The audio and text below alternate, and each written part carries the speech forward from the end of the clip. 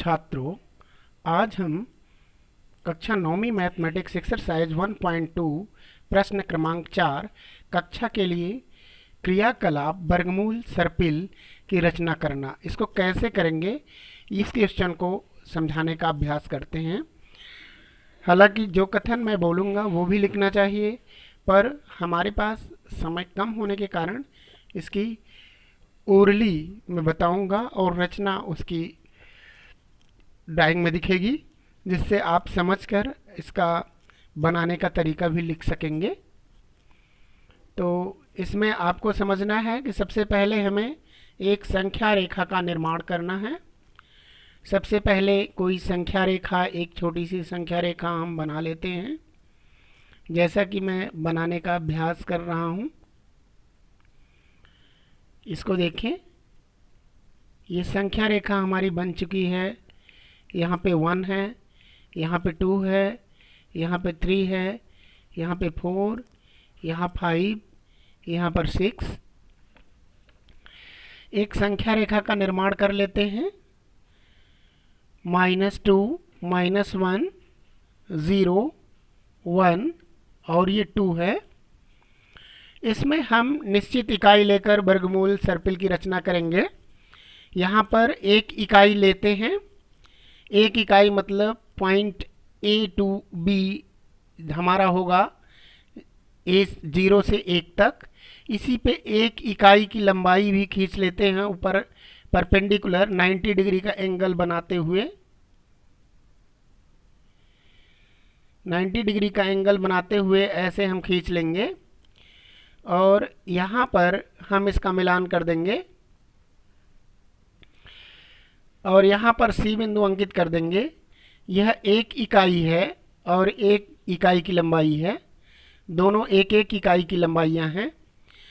अब और इन इकाइयों में का पाइथागोरस प्रमेय द्वारा हम इसे सत्यापित कर लेंगे कि इसका कर्ण क्या होगा। जैसा कि छात्रों आप पूर्व कक्षा में पढ़ चुके हो कि पाइथागोरस का प्रमेय है, किसी समकोण त्रिभुज में कर्ण का वर्ग अन्य दो भुजाओं के योग के वर्गों के योग के बराबर होता है।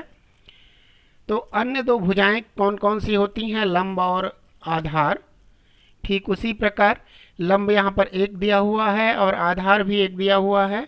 तो पाइथागोरस प्रमेय में है कर्ण का वर्ग बराबर लंब का वर्ग धन आधार का वर्ग। यानी कि यहाँ पर AC फाइंड करना है हमको।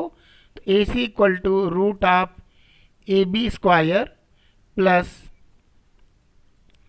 BC स्क्वायर होगा। तो जैसा कि आप जानते हैं कि AB का भी मान 1 है और BC की का भी मान 1 है, दोनों के मान 1 हैं। तो AC बराबर वर्गमूल 1 धन 1, क्योंकि 1 का वर्ग 1 ही होता है तो वर्गमूल 2 ये डिफाइन हो जाएगा।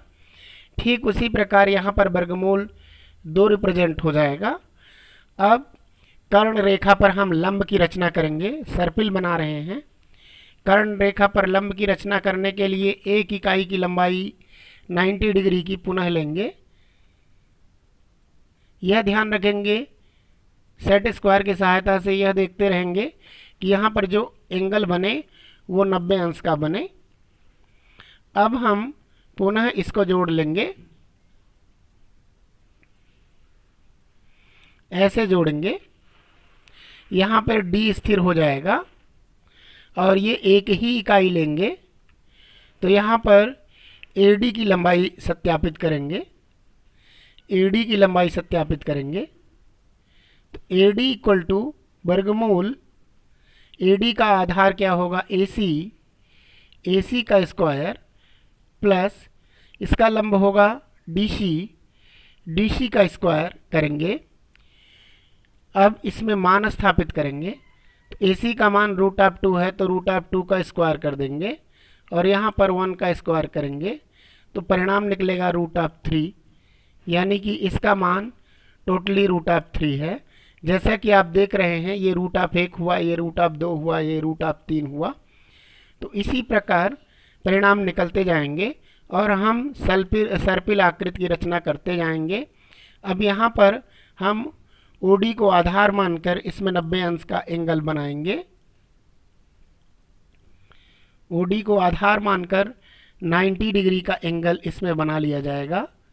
जैसा कि मैं बना रहा हूँ, स्केल की सहायता से आप देख रहे हैं, लेकिन आप लोग सेट स्क्वायर का प्रयोग करेंगे तो ज़्यादा सही आएगा।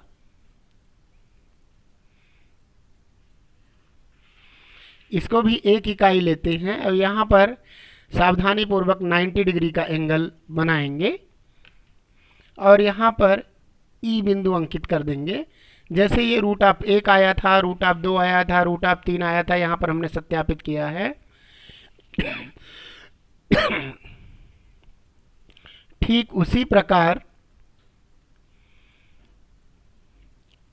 ए ई की स्थापना हो जाएगी, वह रूट ऑफ 4 होगा। यहाँ पर रूट ऑफ 4 आ जाएगा। अब हम इस पर पुनः 90 डिग्री का एंगल बनाएंगे।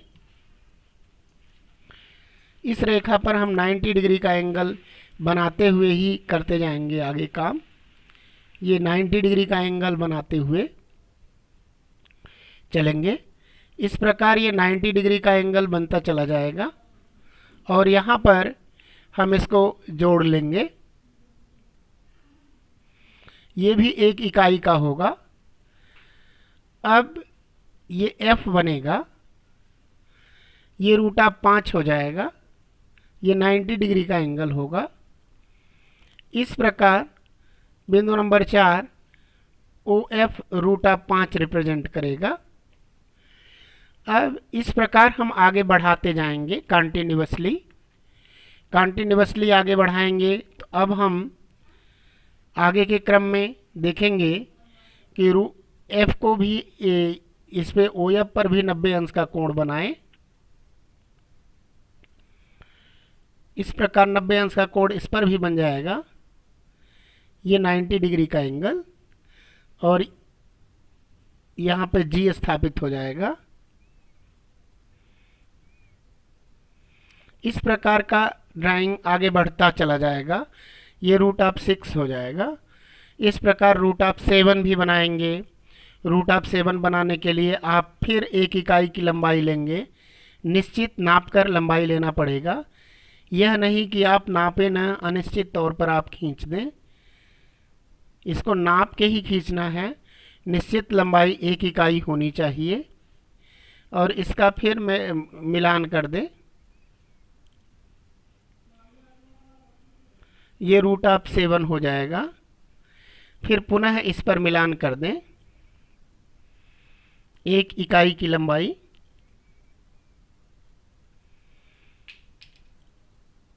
इस प्रकार 1 इकाई की लंबाई इसमें ड्रा करते जाएंगे और इस प्रकार सर्पिल आकृति की रचना करते जाएंगे।